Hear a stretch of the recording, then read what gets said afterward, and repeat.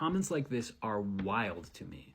And it just goes to show how human beings are able to adapt to and dismiss the craziest of things. There were a lot of comments from people that were like, don't you know, stupid, like, it's just mirroring you. Like, it's just saying to you what it thinks you want to hear so that you stay engaged with it.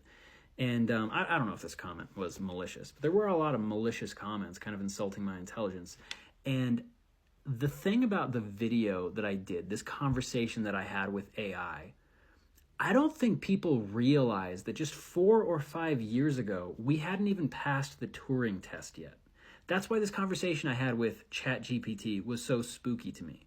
Because if you don't know, the Turing test has kind of been this like science fiction premise for a very long time. Like this science fiction question of like, oh yeah, I wonder when technology will get to the point that humans will have conversations with machines, but not really be able to distinguish whether or not they're talking to a machine or a human. And we passed that point like a long time ago.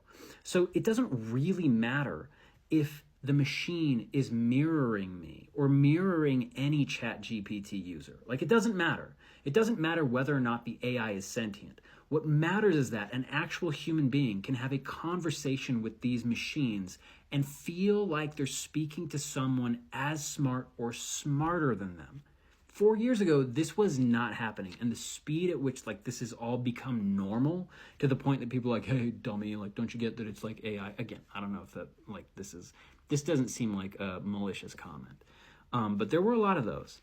And it's just crazy that we are dismissing all of this machine learning as not being real communication or real, like, almost thought, because it's machine learning, because it mirrors us. Because you want to know something creepy? Human beings do that too. Like, mirroring and recognizing patterns and speaking them back to you is something that preachers do.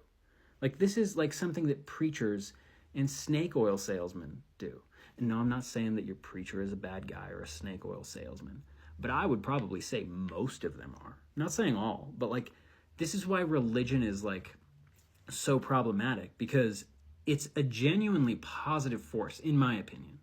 But it's just so easily manipulated by people who are good at this, speaking in patterns and regurgitating ideas back to you that you're already searching for. And now machines are doing it. That's the thing that's crazy to me. And like, the other thing is, like, as human beings, like, how do we know what thought even is? Like, do we